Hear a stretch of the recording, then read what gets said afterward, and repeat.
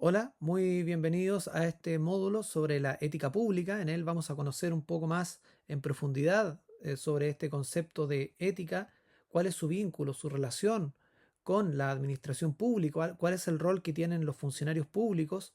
Y en la segunda parte vamos a conocer un poco más sobre la estructura que tiene nuestra administración pública en Chile.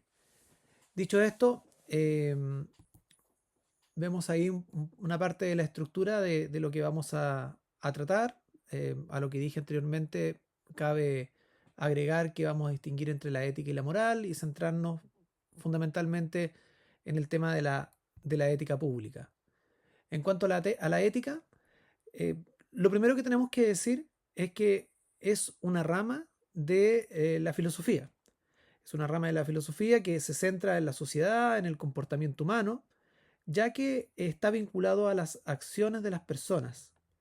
Eh, de esta forma, la ética evoluciona junto con la humanidad y de una u otra forma define qué acciones pueden considerarse correctas o incorrectas. Desde luego, el estudio de la ética es muy antiguo, proviene de la antigua Grecia. La palabra propiamente tal proviene del griego ethos, que significa carácter, comportamiento, y ha tenido un largo desarrollo a lo largo de la historia, desde ese instante hasta la actualidad, por cierto, donde podemos encontrar su aplicación en las más diversas áreas. La ética es un ideal, como se señala ahí, de la conducta humana que orienta a cada persona sobre lo que está bien, lo que es correcto y lo que debería hacer, entendiendo su vida en relación con sus semejantes, en búsqueda del bien común. Recordemos que el bien común es un concepto que está consagrado en el artículo primero de nuestra Constitución, eh, respecto a la finalidad que tiene el Estado, así que no es un tema menor. El Estado tiene por fin el bien común y en ese sentido hacemos este vínculo directo con este concepto que hoy estudiamos. La ética estudia qué es lo moral, cómo se justifica racionalmente un sistema moral y cómo ha de aplicarse posteriormente a nivel individual y a nivel social, por cierto. En la vida cotidiana constituye una reflexión sobre el hecho moral, busca las acciones que justifiquen la adopción de un sistema moral u otro. Esto que parece tan complejo, si lo intentamos aterrizar un poco a nuestra función en el orden público, de una u otra forma podemos simplificarlo en el sentido de entender a la ética como un conjunto de acciones que desde nuestra perspectiva estimamos que son correctas o que debiesen ser adoptadas por los funcionarios públicos en su búsqueda de un buen servicio, en la prestación de un buen servicio a la comunidad, lo que es propio de un servicio público. Quienes hemos trabajado en el servicio público entendemos que hay diferencias entre el mundo público y privado. No, un servicio público no es un banco que de una u otra forma puede optar o no por prestar un servicio en un momento determinado. El servicio público siempre tiene que estar abierto a atender las necesidades de la comunidad. En ese sentido, la ética cobra una real y especial importancia para los funcionarios públicos. Con frecuencia, la palabra ética es empleada en el lenguaje corriente como un adjetivo. Entonces se comenta, esto no es ético, fulano de tal es un inmoral. En este caso, la palabra ética o moral, en tanto adjetivo, juzga em, la cualidad de determinadas acciones de los individuos en cuanto tienen que ver con la manera en que estos ejercen su responsabilidad frente a los valores y principios. En realidad, este uso confuso de la palabra ética que se hace en el lenguaje vulgar, el lenguaje común, alude a la doble dimensión de las acciones humanas, que tienen que ver con el bien o lo bueno, mientras que el saber filosófico se preocupa de justificar racionalmente criterios de acción que no sean arbitrarios y que sean universalmente válidos, dimensión objetiva. La ética, en cuanto vivida de hecho, muestra cómo los hombres concretan o no esos criterios en su acción personal. Estas son las dimensiones subjetivas de la ética. O sea, podemos entenderla desde esas dos perspectivas. En cuanto a la ética y la moral, bueno, lo primero que hay que señalar es que no hay un criterio unánimemente aceptado por los autores, por los filósofos, en cuanto a distinguir los conceptos de ética y moral. De hecho, si nosotros nos trasladamos a la época antigua, podremos darnos cuenta que tienen un origen común, que fueron utilizadas indistintamente en algún momento de la historia. Así que esta confusión que se puede dar entre lo que es ético y lo que es moral es algo que viene de los orígenes de la palabra ética. En conclusión, la ética sería la disciplina filosófica que se ocupa de la fundamentación racional del comportamiento moral del hombre, mientras que la moral sería todo lo que se refiere a los valores en cuanto asumidos y vividos por la gente, o sea, a la dimensión subjetiva o a la moralidad vivida, de hecho, por los individuos o grupos determinados. Sabemos que es confuso, pero sigamos avanzando para poder de una u otra forma ir clarificando ambos conceptos. Aquí hay otras definiciones que esperemos nos aclaren más este concepto que sin duda no es fácil y como dije muchas veces se confunde con la concepción de moral, pero, pero no son lo mismo. Entendamos para estos efectos que la moral es el conjunto de normas o reglas de acción y de valores que definen lo bueno y lo malo en determinado tiempo y lugar. Esta concepción de ese estándar de conducta que se exige, por eso se habla de definir lo bueno y lo malo, puede entenderse, por supuesto, desde diversas perspectivas. Yo no quiero complicarlos, pero de una u otra forma, este concepto que aparece acá como conjunto de normas o reglas de acción y valores que definen lo bueno y lo malo en un determinado tiempo y lugar, también es criticado por otras concepciones que entienden que la moral es objetiva. Es decir, que lo bueno y lo malo no depende del tiempo y del lugar. Que lo malo siempre ha sido malo, que simplemente es un error del hombre de interpretarlo como algo bueno, cuando en realidad en su esencia es malo. Y esas son las escuelas que entienden que la moral es objetiva y que se diferencian del llamado relativismo moral, que son conceptos que de una u otra forma se acercan más a este que acabamos de dar, entendiendo que la moral, es decir, ese conjunto de normas que una sociedad estima que es lo bueno y lo malo, depende del tiempo y del lugar. Pongo un ejemplo, la esclavitud. Lamentablemente, si hacemos una proyección histórica, la esclavitud ha acompañado al hombre prácticamente toda la historia. Solamente en épocas muy recientes, en el siglo XIX, empezaron a existir legislaciones que abolieron la esclavitud. Entonces uno se puede preguntar, moralmente, en esa sociedad, la sociedad romana, por ejemplo, o la Edad Media que existió, o en los mismos pueblos indígenas de América, donde existía mucha esclavitud, por ejemplo, uno de los motivos por lo cual el Imperio Español entra tan rápido en América era porque logró en su momento convencer a muchas tribus que eran esclavizados por otros, como los aztecas, que combatieran a su lado y de esa forma lograron conquistar imperios 10 o muchas más veces más grandes. La esclavitud ha estado en todos lados y ha acompañado, como dije anteriormente, al hombre durante muchos siglos. Entonces, vamos a lo nuestro. La esclavitud. En esa sociedad, por ejemplo, vámonos a Roma. En Roma, donde existía la esclavitud, donde una persona por deuda podía caer en esclavitud por no poder pagar sus deudas. En esa sociedad, tal vez la esclavitud no era vista como una institución amoral o inmoral. Se entendía que simplemente estaba dentro de las consecuencias que podía sufrir una persona por no pagar sus deudas. Hoy día, sin embargo, vemos que la esclavitud es rechazada transversalmente. Nadie aceptaría hoy en día que exista una institución como la esclavitud. Entonces, dicho esto, claro, parece ser que ese concepto de moral que ahí se señala se adapta más a cómo podemos entender este concepto de moral. A lo mejor la esclavitud era moralmente aceptada en Roma. Hoy día jamás lo sería así, porque en esa sociedad era distinta a nuestra sociedad. Entonces, así, cada sociedad en cada momento, en cada tiempo distinto, tiene ciertos parámetros de lo que considera bueno o malo, moral o inmoral. En definitiva, la moral nos permite definir o distinguir entre lo que consideramos bueno y lo que consideramos malo.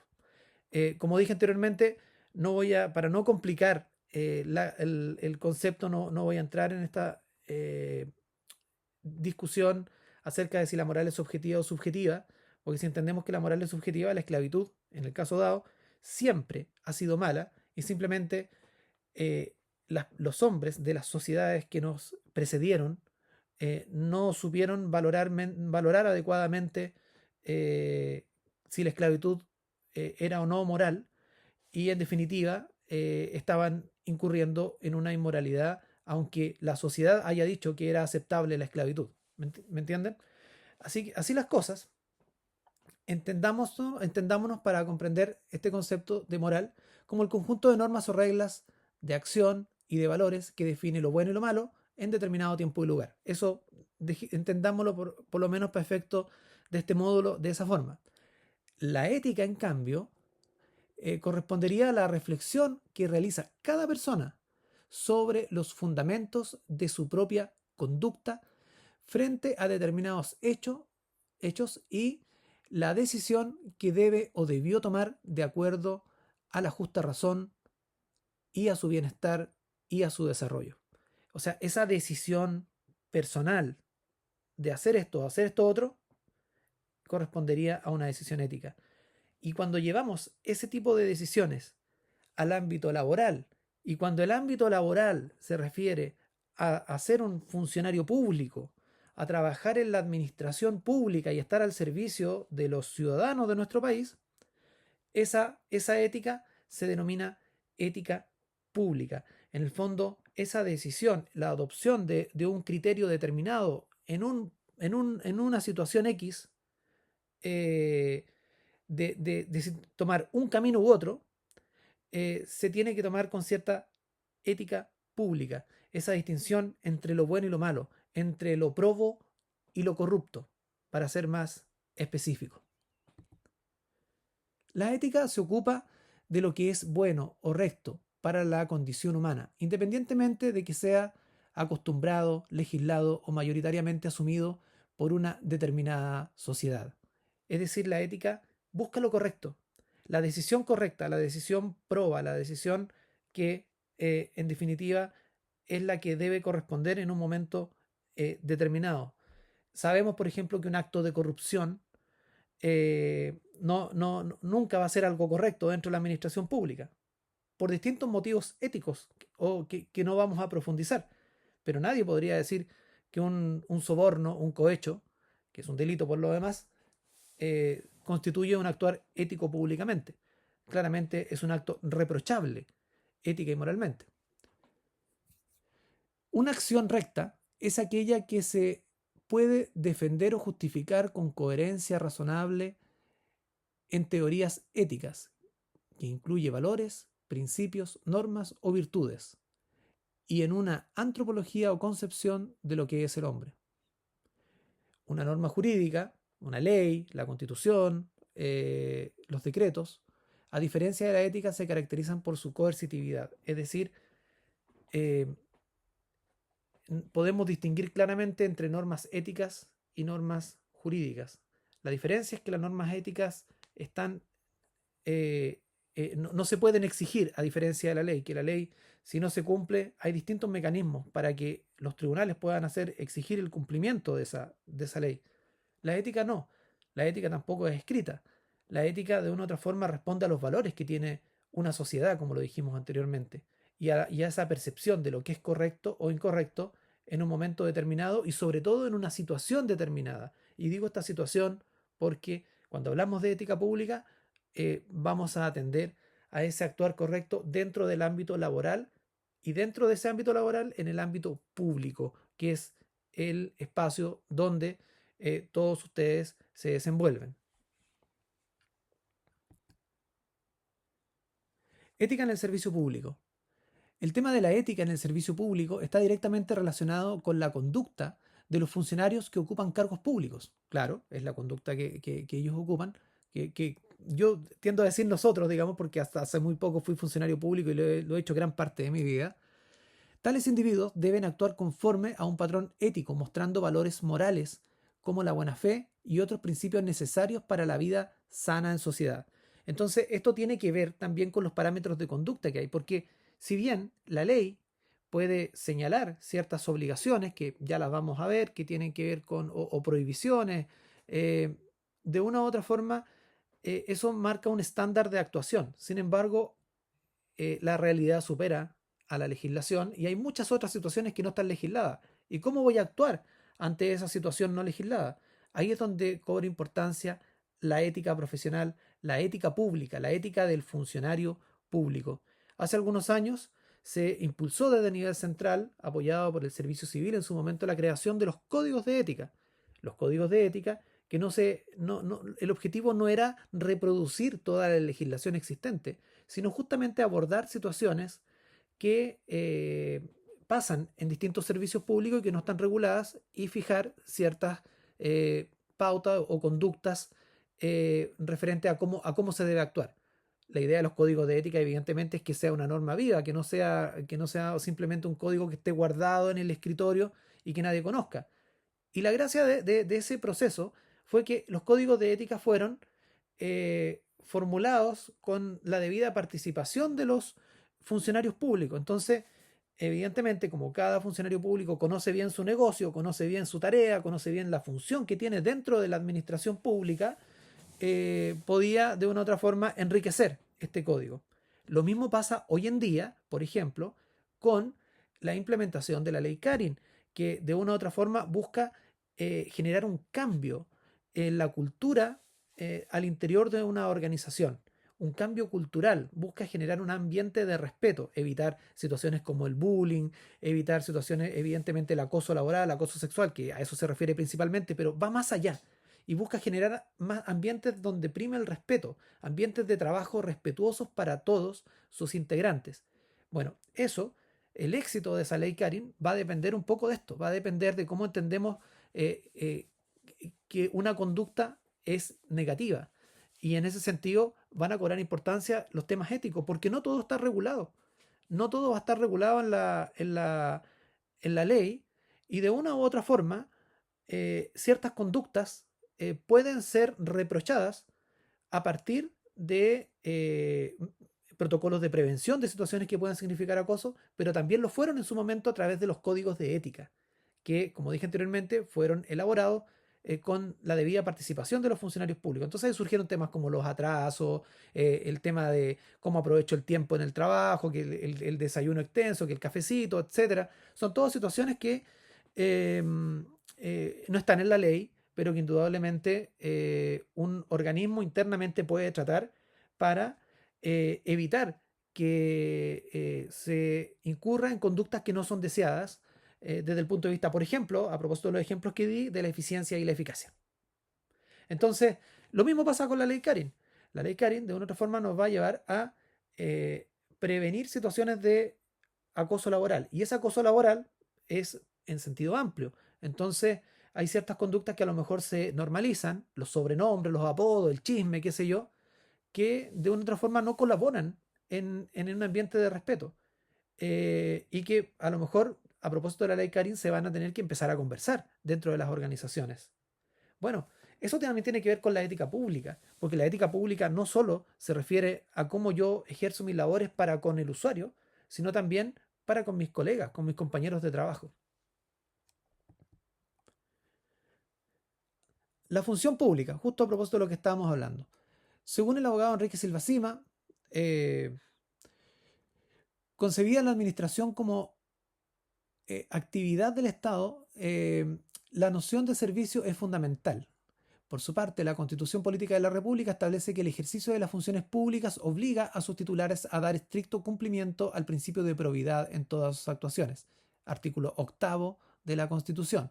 Según la Ley Orgánica Constitucional de Bases Generales de la Administración del Estado, el principio de probidad administrativa consiste en observar una conducta funcionaria intachable y un desempeño honesto y leal en la función del cargo con preeminencia del interés general por sobre el particular. Luego nos vamos a centrar más en este tema de la probidad, lo vamos a ver más en detalle. Sin embargo, valga decir por ahora que, eh, como dice Silva Sima, la función pública está necesariamente asociada a la noción de servicio, de servicialidad, de prestar un servicio a la comunidad.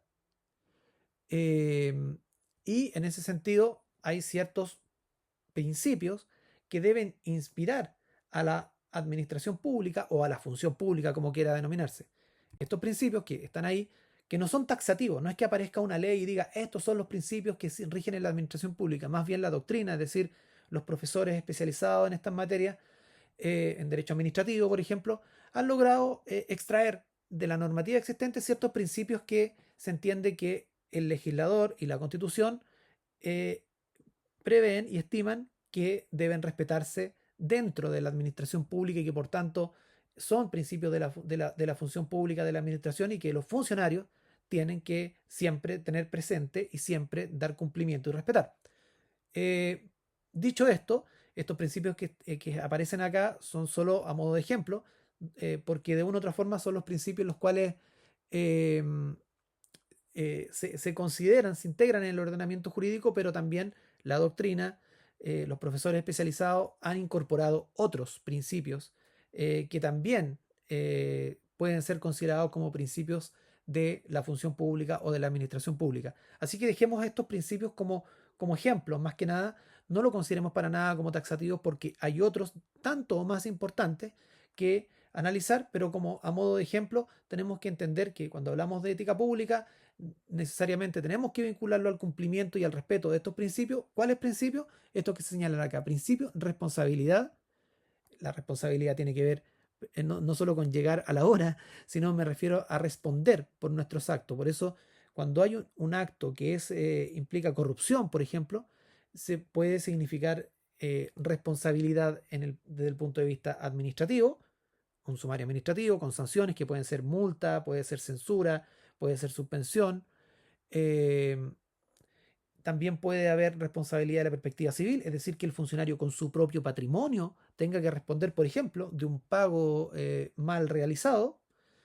Y también existe la responsabilidad penal, es decir, hay un grupo de delitos que se denominan delitos funcionarios, que en los últimos años, el año 2018, 2023, 2022, por ahí, fueron modificados en el sentido de aumentar las penas y que son delitos que solo se aplican a los funcionarios públicos, por eso se llaman delitos funcionarios, entre ellos está el cohecho, el tráfico de influencia, la malversación de fondos públicos, etcétera. Entonces, cuando hablamos de responsabilidad, hablamos de hacerse responsable por los daños que pueda generar al Estado, por los errores o con dolo que puedan existir, ciertas situaciones que se alejan de la probidad, la corrupción, y en ese sentido, desde ya les digo que cuando hablamos de responsabilidad, un hecho X, un hecho determinado, por ejemplo, un hecho de corrupción, puede derivar en que esa persona pueda sufrir una sanción administrativa que le puede costar la pega, le puede costar la destitución. Ese mismo hecho puede generar una responsabilidad civil, es decir, un juicio de cuenta en Contraloría que puede ordenar que ese funcionario público tenga que responder hasta con su propio patrimonio el daño que le hizo el daño patrimonial, perdón, que le hizo al Estado. Y finalmente puede tener que ir a la cárcel por la responsabilidad penal de ese acto de corrupción por cumplir con algunos requisitos que establece el Código Penal para algunos delitos como los que acabamos de mencionar. Entonces, es importante el principio de responsabilidad. Segundo, eficiencia. Tercero, eficacia. Todos entendemos más o menos a qué nos referimos, ya que hablamos delante del desayuno extendido en la jornada laboral, de poner obstáculos en la gestión, digamos, esto no va con el principio de eficiencia y eficacia. Siguiente, la coordinación. Esto quiere decir que tiene que haber coordinación entre distintos servicios públicos. No puede cada servicio público andar por su cuenta. Si por ejemplo, el tema de los municipios. Muchas veces tienen en invierno problemas con los caminos en el sur. Yo soy de Valdivia, así que entiendo esos temas. Y muchas veces los municipios no tienen las máquinas como para arreglar el camino. Entonces pasa que un municipio tiene la retroexcavadora, el municipio vecino tiene otra máquina y hay convenios de colaboración. Entonces cuando los caminos se echan a perder, las máquinas, por ejemplo, de un municipio va a trabajar a otro y arreglan el camino con las máquinas de la otra municipalidad vecina. Bueno, eso es coordinación y colaboración, que son dos principios que tienen que inspirar siempre a la administración pública. Yo sé que se habla de la división de poderes, se habla del respeto a la legalidad y sí, eso sí o sí. Sin embargo, tiene que existir siempre un principio de colaboración porque se entiende que los servicios requieren actuar conjuntamente para prestar de buena forma el servicio público para el cual están destinados. Di el ejemplo del municipio, pero hay miles de otras situaciones que se pueden dar en el ámbito de la salud, en el ámbito de la educación, etcétera. Siempre este principio de colaboración, que muchas veces se traduce en convenios entre distintos servicios públicos, es fundamental para un buen actuar y para prestar un buen servicio público. Otro principio, la impulsión de oficio de los procedimientos. Evidentemente, es algo importante y está relacionado con el principio de celeridad de los actos de la administración, de poder evitar burocracias, poder hacer más ágil la tramitación y poder responder en tiempo y forma a quien hizo una petición determinada al servicio de acuerdo a las competencias legales que tenga. Otro, impugnabilidad de los actos administrativos, por cierto, si establece cada acto administrativo tiene sus recursos, me refiero no a económicos, sino recursos judiciales para impugnarlo, ya sea una reposición, un recurso jerárquico, como establece la ley de procedimiento administrativo, pero también se puede apelar, se puede ir a la Contraloría General de la República, se puede presentar un recurso de protección. ¿Qué hacemos los ciudadanos cuando un organismo del Estado emite un decreto que nos afecta, que nos daña? Podemos ir a la Corte de Apelación, interponer un recurso de protección y de esa forma eh, solicitar que se reponga el imperio del derecho, en definitiva, y que se evite esa situación de daño que me está provocando alguna actuación de la administración. Principio de control. Eso quiere decir que los actos de la administración tienen distintos controles. El más conocido probablemente y que ustedes deben estar pensando tiene que ver con el control que hace la Contraloría General de la República a través de sus trámites de toma de razón, por ejemplo, o a través de las fiscalizaciones, las auditorías que este organismo siempre realiza. El control también lo hacen los tribunales de justicia cuando se judicializa un tema y se tiene que determinar si un acto determinado es legal o ilegal. Entonces hay ahí también un mecanismo de control. La probidad, que vamos a hablar mucho sobre la probidad y que tiene que ver con un actuar leal, con siempre hacer primar el interés eh, general por sobre el particular, porque el interés de todos, ¿no?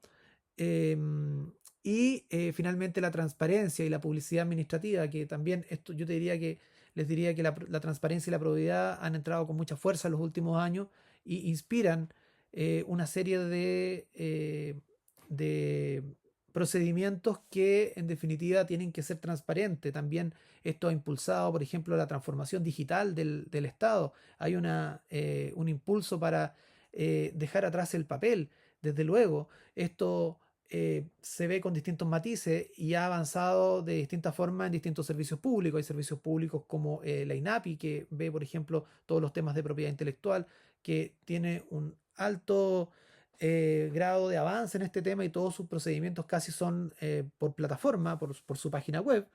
Mientras otros, por ejemplo, muchos municipios, la gran mayoría de los municipios sigue reinando el papel y con cada acto administrativo con muchas copias y bueno, es un tema que seguramente escapa un poco al objetivo del curso, pero de una u otra forma es un tema que tenemos que tener siempre presente. En cuanto a la probidad, a la transparencia, cabe señalar que en los últimos años ha habido todo un proceso de modernización del Estado y en virtud de dar cumplimiento a estos principios se han dictado distintas normas, como la ley de transparencia, como la ley del lobby, que también es una ley de transparencia. De una u otra forma, la ley del lobby transparenta ciertas situaciones como los donativos, los viajes, y también normas que tienen que ver con la probidad. La ley de compras públicas, todo esto que se haga a través de un portal que haga transparente todo el proceso, fantástico que sea así. Son principios que siempre deben inspirar a la función pública. Entre los ausentes que no están acá, porque dije que esto era solo a modo de ejemplo, por ejemplo, el principio de juridicidad, que está consagrado en el artículo 6 y 7 de nuestra Constitución, que en términos muy simples nos señala que los órganos de la administración pública eh, tienen que cumplir la ley y la Constitución. Entonces, cada acto administrativo que emane de esos organismos públicos tiene que dar cumplimiento a la ley y a la Constitución. Por eso es el antiguo principio de legalidad que se denominaba, pero luego la doctrina, es decir, los profesores especialistas en derecho administrativo han dicho, bueno, está mal dicho principio de legalidad porque la verdad no es solo la ley la que debe respetarse, sino también la constitución. Entonces, constitución más ley, mejor hablemos de un principio de juridicidad. Y ese es un principio tal vez de los más importantes que tiene todo funcionario público. Por eso se dice que en derecho público se puede hacer todo aquello que la ley permite, mientras en el mundo privado se puede hacer todo aquello que la ley no prohíbe. Es distinta la dinámica, ¿me entienden? Entonces, por eso los abogados de servicios públicos nos toca decir muchas veces al jefe, a la autoridad máxima de servicio, mire, esto usted lo puede hacer, esto no lo puede hacer. ¿Por qué? Porque cumple esto, la ley le permite hacer esto. Mire, encontré una ley antigua que permite que usted en tal momento pueda hacer esta compra o pueda tomar esta decisión. Bueno, para cualquier acción que tenga que tomar una autoridad pública, debe contar con una autorización legal. Y en ese sentido, cuando la ley no resuelve el tema, es la Contraloría General de la República, la cual con sus dictámenes de una u otra forma ha ido dándole forma a muchas instituciones jurídicas y dando respuesta a muchos funcionarios públicos que simplemente en la interpretación de la ley eh, dudan entre ejecutar o no un acto determinado, pero que, como dije anteriormente, la Contraloría ha ido dando contenido a distintas normativas y resolviendo o integrando el derecho, es decir, completando esos vacíos y lagunas que siempre hay y donde uno tiene duda legítimamente si puede o no la autoridad dictar un acto administrativo. Digo esto a propósito, y con esto cierro para no quedarme tanto en esta lámina, un acto, la autoridad de un servicio público toma sus decisiones a través de un decreto o también se denomina resolución. Es la única forma como una autoridad de una otra forma formalmente expresa sus decisiones.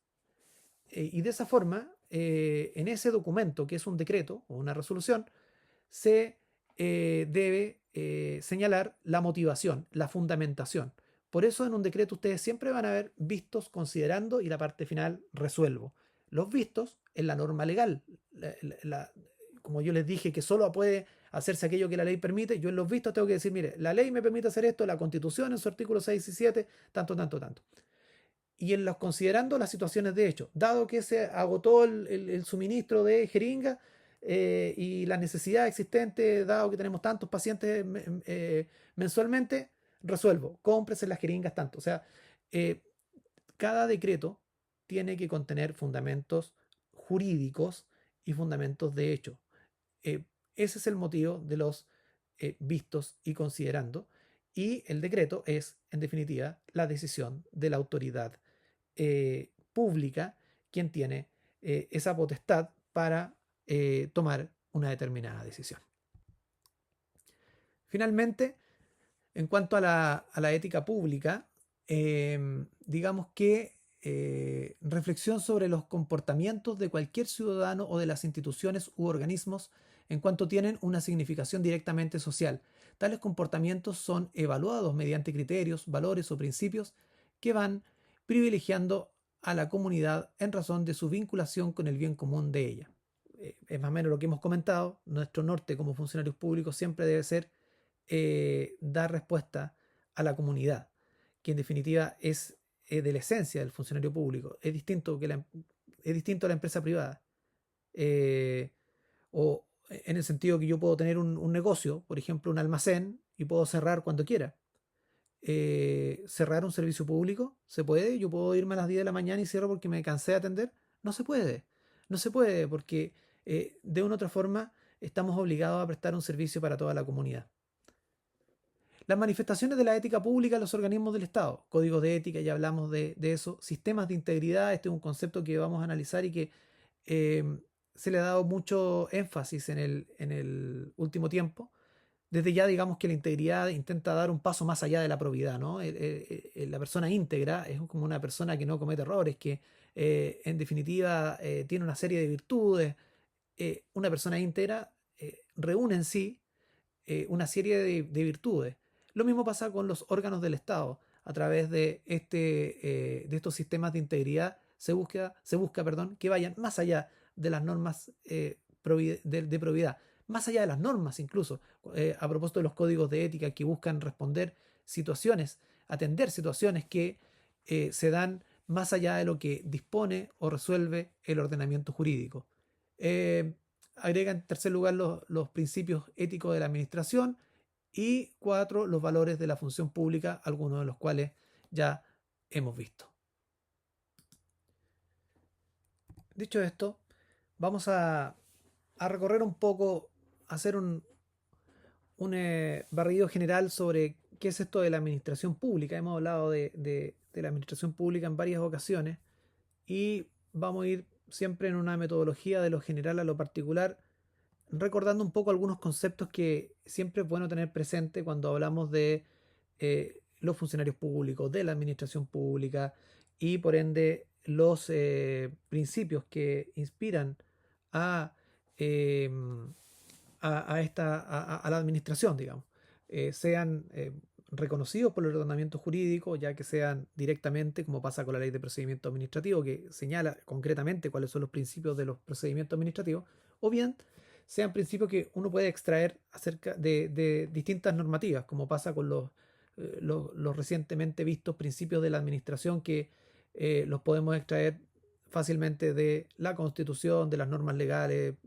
del ámbito administrativo, por cierto, y que de una u otra forma nos va dando ciertos parámetros de lo que, de las conductas que deben tener los funcionarios públicos. Digamos entonces que en primer lugar el Estado es un concepto que se ha venido elaborando con el paso de los siglos, que se compone de ciertos elementos.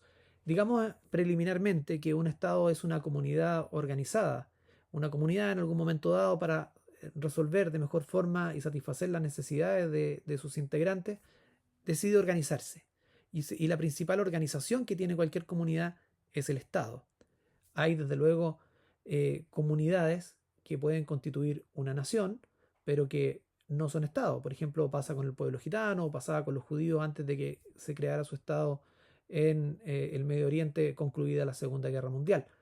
Eh, este Estado tiene al menos cuatro elementos que la doctrina, los especialistas en el tema han señalado. Primero, la población, es decir, un grupo humano que tiene ciertas características en común y esas características en común nos permiten hablar ya de nación. La nación es un grupo humano que tiene ciertas características en común, como por ejemplo un pasado común, una lengua común, una religión común, eh, aspectos étnicos comunes y en definitiva tiene además un elemento subjetivo que es el ánimo de permanecer unidos. Cuando eso se da, cuando hay un grupo humano que tiene esta voluntad de permanecer unido y que tiene las características objetivas que acabo de mencionar, más esta subjetiva de permanecer juntos, ¿verdad? Se habla de una nación. Esa nación decide organizarse para, como dije anteriormente, resolver de buena forma las necesidades que tiene ese grupo y se constituye un Estado. Desde luego, esto tiene matices, no es blanco-negro como todo en la vida en realidad. Em, y hay estados que son multinacionales, que están conformados por muchas naciones. Pensemos en el caso ocurrido hace el siglo pasado con Yugoslavia, que era un país que tenía un líder que era Tito, ¿no? Y que tenía distintas nacionalidades en sí, digamos, en su territorio. En ese sentido estaba, por ejemplo, los croatas que tenían una tradición más católica, están los bosnios que tenían una tradición más musulmana, están los serbios que tenían una tradición de una cultura más ortodoxa, por lo tanto son cercanos a Rusia, siempre han tenido aliados en Rusia y Serbia, siempre han sido aliados, y en ese sentido era un Estado multinacional. Todos sabemos después que esta historia no terminó muy bien, recordemos la guerra en los Balcanes, generalmente estas divisiones, diferencias nacionales pueden llegar a generar algunos conflictos. Eh, Eso en cuanto a la población. El segundo elemento es el territorio. El territorio está dado por el espacio físico en el cual se asienta este estado. Este espacio físico puede ser espacio terrestre, que es el que está dentro de sus fronteras, ¿verdad? Está el espacio aéreo y está el espacio marítimo. Hay eh, una, una cierta cantidad de millas en las cuales cada estado ejerce soberanía y también hay un espacio que va más allá, que es las 200 millas, donde el estado no necesariamente ejerce soberanía, pero sí se denomina una zona económica exclusiva, donde puede, como su nombre lo indica, explotar sus recursos. Como dije anteriormente, hay naciones que no necesariamente son estados porque no tienen un territorio, como puse delante el ejemplo del pueblo gitano, digamos, que no constituye un estado propiamente tal. Em, no puede haber un estado sin territorio, eso es lo que hay que tener claro. Y finalmente, bueno, no finalmente, pero sí de los requisitos clásicos que siempre a lo largo de las décadas se estudian para entender el concepto de Estado está el poder. Esto significa que siempre debe existir al interior de ese grupo humano una relación de mando-obediencia. Es decir, hay un gobierno, alguien toma las decisiones. Ya veremos que quien toma las decisiones puede ser un gobierno autocrático, puede ser un gobierno democrático, antiguamente era la monarquía, en definitiva, pero siempre un grupo toma decisiones y el otro obedece. Hay una relación de mando-obediencia. Y por otro lado, este poder debe entenderse como y relacionarse con el concepto de soberanía, es decir, que el Estado es libre, dentro de su territorio, de adoptar las leyes y normas constitucionales que estime pertinente, sin sujetarse a otro organismo o a otro país. Esa soberanía está dada también por este poder que tiene cada Estado. Y finalmente, ahora sí, llegamos al Estado de Derecho, que es una concepción más actual que surgió a partir de la doctrina alemana, surgió en Alemania el concepto, y que de una u otra forma nos acercan a lo que debemos entender por un Estado moderno, es decir, un Estado que tiene que cumplir con ciertos principios para entenderse que estamos hablando de un Estado moderno propiamente tal. Eh, y son estos principios del Estado de Derecho, eh, como la supremacía constitucional, el control de juridicidad de los actos de la administración, la responsabilidad de los gobernantes, el respeto a los derechos fundamentales y la división de poderes. Cabe señalar que en este punto lo que marca un antes y un después en el paso a la modernidad es sin duda la Revolución Francesa y la Revolución Industrial. Con la Revolución Francesa se pasa de un sistema monárquico, del absolutismo, donde el rey tenía todo el poder, a una república donde existen instituciones más o menos democráticas. Eso desde luego tiene matices a lo largo de la historia, pero a partir de ahí, de ese siglo XIX, se empieza a construir esta concepción de Estado ya en un sentido moderno. El primer principio es la supremacía constitucional, es decir, la Constitución es la norma jurídica fundamental y no existe otra norma por sobre ella, digamos. Eh, la Constitución es la norma más importante y bajo ella está la ley y bajo la ley están la potestad reglamentaria, es decir, la facultad del presidente de la República o de la autoridad que tiene el Poder Ejecutivo para poder dictar algunas instrucciones o decretos. Cuando hablo de potestad reglamentaria, me refiero a que puede ser de dos tipos. Reglamentaria, cuando propiamente tal, cuando se ejecuta una ley, cuando la ley dice en lo demás, el presidente de la República dictará un reglamento que, etcétera, etcétera, etcétera. O la potestad reglamentaria autónoma, que son casos en que no están establecidos en la ley y que al no haber norma de esa naturaleza, el presidente de la República, quien tiene el poder ejecutivo, tiene la facultad de dictar normativas al respecto. ¿Ya? Entonces, pero lo importante acá es que la norma jurídica más importante es la Constitución en forma y fondo, es decir, la ley para ser ley tiene que cumplir con ciertas etapas, con ciertos procesos de tramitación en el Parlamento, procedimiento que está establecido en la Constitución. Y también tiene que haber una superioridad, una supremacía en el fondo, es decir, una ley no puede contradecir a la Constitución. Y es ahí donde surgen instituciones que están encargados de velar porque se respete la Constitución, porque la ley, el legislador respete la Constitución y porque la autoridad administrativa respete tanto la ley como la Constitución. Ahí surge, por ejemplo, la institución del Tribunal Constitucional, que, por ejemplo, tiene que actuar en determinados casos luego de la tramitación legislativa y puede declarar que un determinado proyecto de ley es inconstitucional. ¿Entienden? Eh, y también en lo más práctico, viendo ya la perspectiva del funcionario público, de la administración pública, eh, sin duda es la Contraloría el órgano a ejercer un control sobre los actos de la administración. Pero también están los tribunales. Los tribunales de justicia, conociendo un hecho puntual que se lleve a juicio, también realizan un control de los actos de la administración y determinan si son legales o ilegales. El más conocido de ellos probablemente es el recurso de protección, en virtud de la cual cualquier ciudadano puede acudir a la Corte de Apelaciones cuando hay un hecho que puede ser arbitrario e ilegal e implique una vulneración a un derecho fundamental. Ese es el recurso de protección. Eh, Eso en cuanto a la supremacía constitucional. El segundo principio es el control de juridicidad de los actos de la administración. Algo hablamos sobre este principio.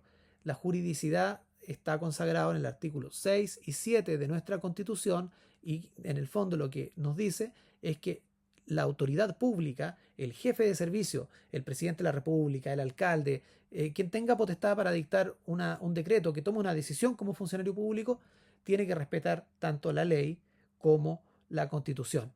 ¿Y quién se encarga de velar porque eso se cumpla? Básicamente la Contraloría, sin perjuicio de los otros órganos que señalé anteriormente, como los tribunales de justicia, por ejemplo.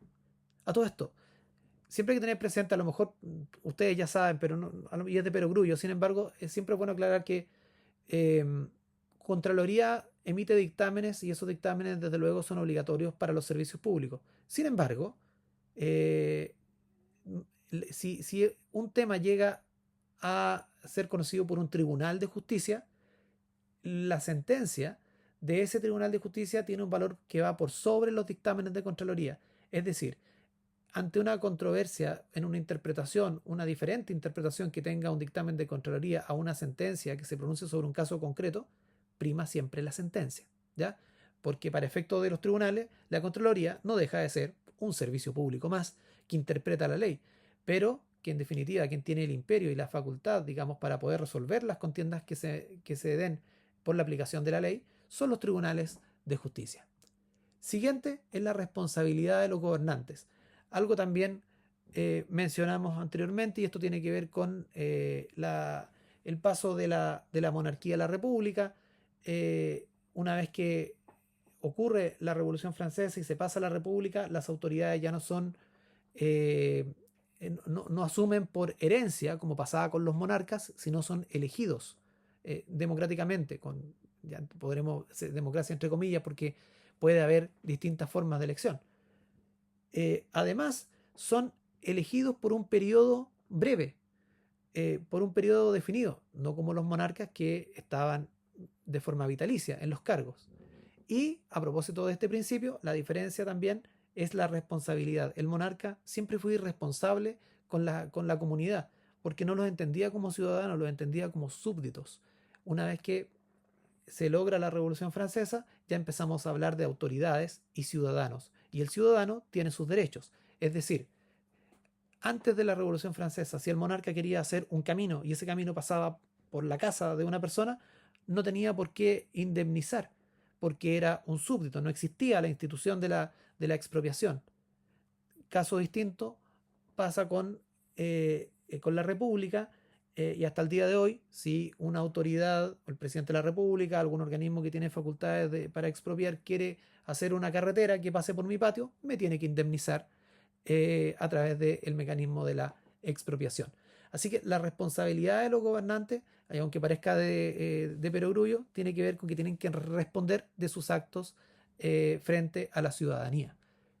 Siguiente, el respeto a los derechos fundamentales. Mucho podríamos hablar sobre esto, pero valga para efectos de este módulo que los derechos fundamentales surgieron, si bien tienen una evolución histórica, surgieron primeramente a través del respeto a los derechos civiles y políticos, luego la Revolución Francesa, básicamente el derecho a elegir y ser elegido, pero a lo largo de las décadas del siglo XIX y siglo XX, se fueron incorporando otros derechos, como los derechos sociales que se dieron a principios del siglo XX. La Constitución de Weimar de Alemania en 1919 es la primera que consagra derechos sociales como derechos que tienen que ver con la salud, con la educación, con la educación gratuita hasta cierta etapa, y la previsión. Y digamos, hoy día estamos ya en una etapa en que se empiezan a reconocer muchos otros derechos, como muchos de ellos que, por ejemplo, que reconocen a una persona dentro de un colectivo determinado. Los derechos, por ejemplo, de las minorías sexuales o de otro tipo de minorías que puedan existir. ¿Ya? Entonces, para efecto, digamos, de los derechos humanos, entendamos eso. Tal vez destacar también como punto importante las dos guerras mundiales. Luego la Segunda Guerra Mundial surge con mucha fuerza este concepto de los derechos humanos.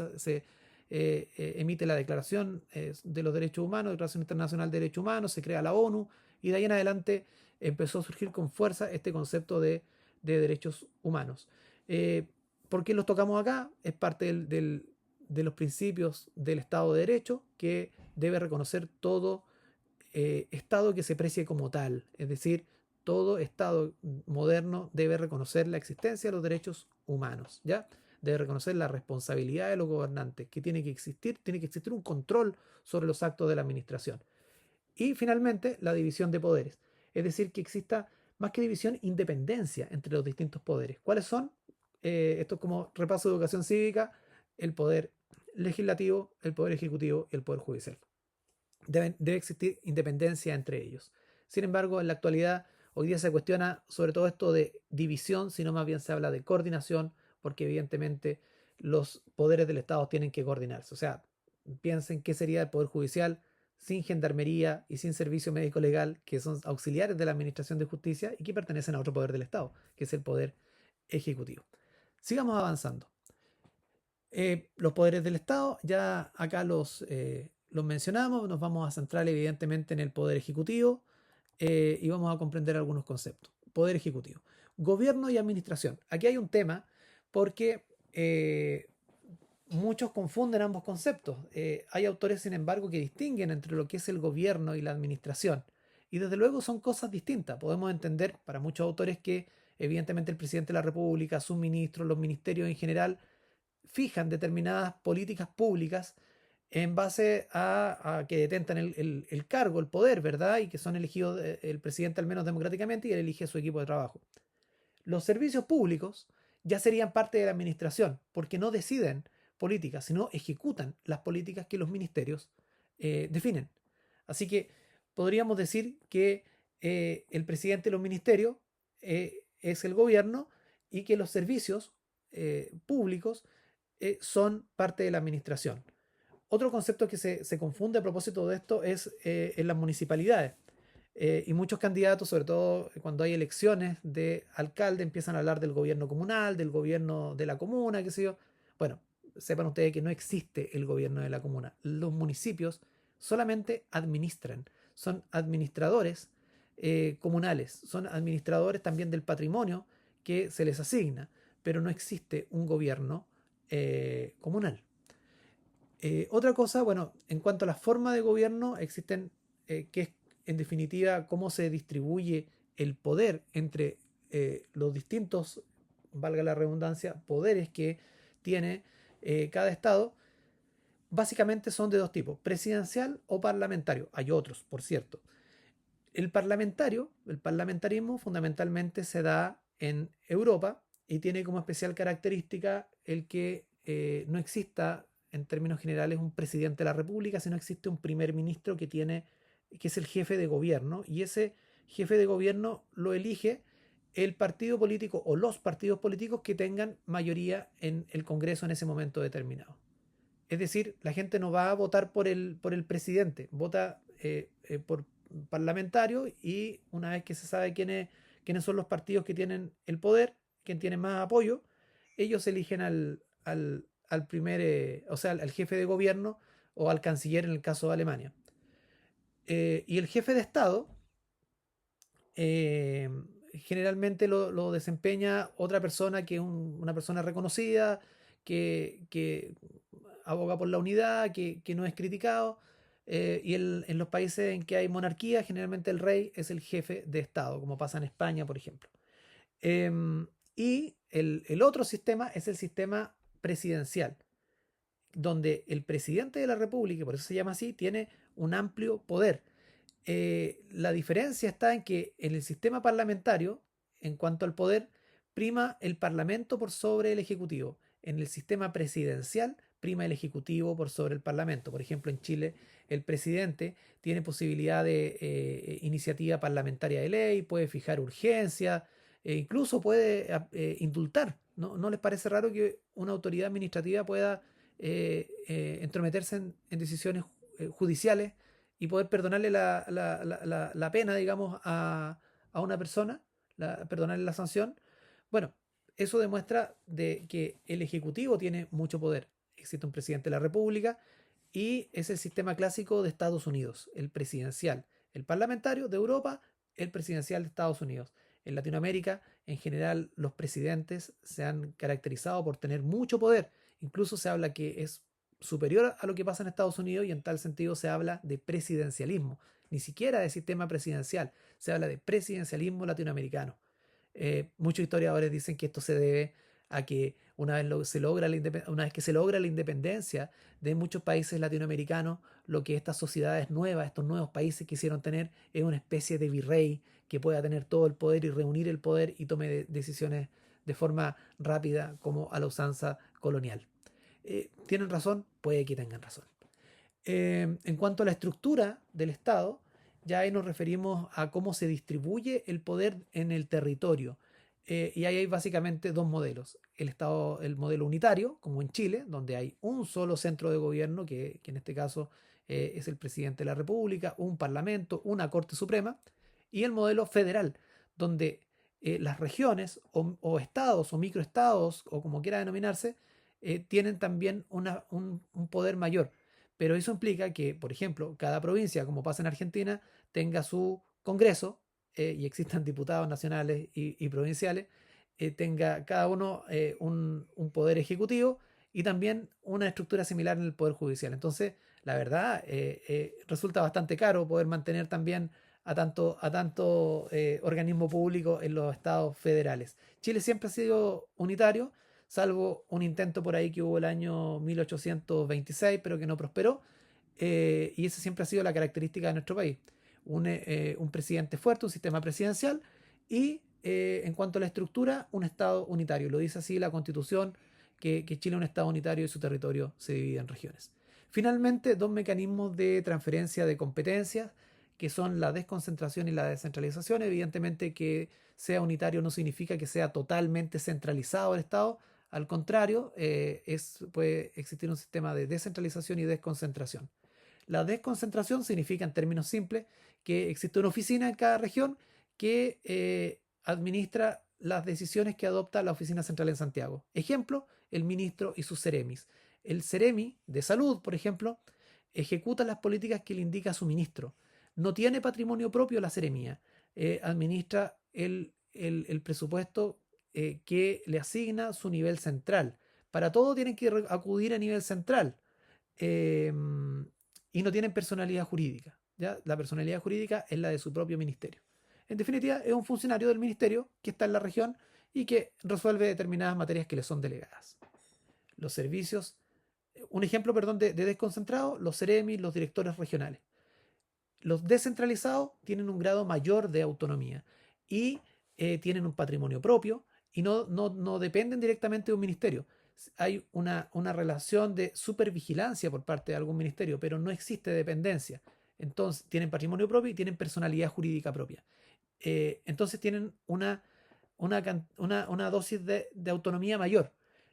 Un ejemplo de eso son los servicios de salud. Los servicios de salud son organismos funcionalmente descentralizados eh, y tienen su patrimonio propio, al igual como ocurre, por ejemplo, con los gobiernos regionales, cuya autoridad es elegida democráticamente y es el gobernador regional, y los municipios, que también son organismos que tienen una importante autonomía, tienen patrimonio propio, tienen personalidad jurídica y, en definitiva, eh, eh, comparten estas características en común, que en definitiva no dependen directamente de un ministerio, y el vínculo con nivel central básicamente es de supervigilancia, con el control que hace la Contraloría, etcétera. Eso en cuanto a la forma de distribuir en el territorio el poder.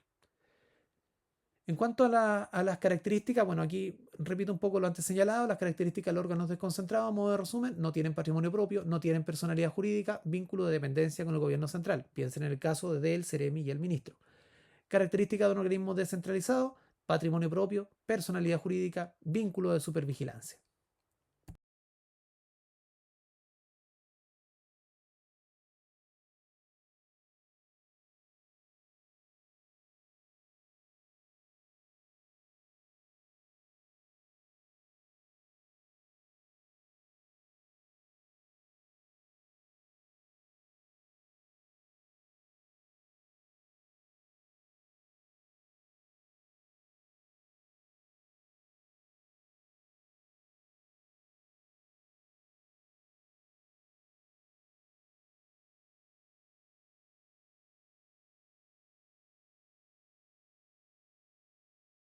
Cada servicio. Finalmente, y con esto terminamos este módulo, en cada región existe además un gobierno regional que se compone del gobernador regional y el consejo regional, todos democráticamente elegidos. ¿Cuál es su función? En términos muy simples, administrar el Fondo Nacional de Desarrollo Regional a través de distintos proyectos de inversión en distintas áreas. Puede ser infraestructura, también hay proyectos de carácter cultural, social, deporte, etcétera. Y en cada comuna existe una municipalidad compuesta del alcalde y su consejo municipal, un órgano como el alcalde y su órgano que es fiscalizador, como el consejo municipal, que es un órgano colegiado, al igual que el consejo regional. ¿Ya? No hay un error ortográfico ahí, consejos regionales con S, consejos municipales con C, porque tienen un origen distinto. El consejo regional viene justamente de consejo, de dar un consejo. El consejo municipal tiene un origen romano y viene del antiguo concilium, que es con C. Así que no es que haya un error ortográfico ahí, sino que el origen de las palabras es distinto. Dicho esto, damos por concluido el presente módulo. Logramos ver un poco de la ética del funcionario público, de la función pública, de la distinción entre ética y moral, y posteriormente hicimos un análisis rápido sobre la estructura que tiene nuestra administración pública y que va a resultar muy importante comprender eh, para efecto de entender el contexto general de este curso. Y en definitiva, solo me queda invitarlos a que puedan abrir los documentos, a estudiar los documentos que están adjuntos en la plataforma, y de esa forma puedan comprender de mejor forma todos estos temas. Muchas gracias.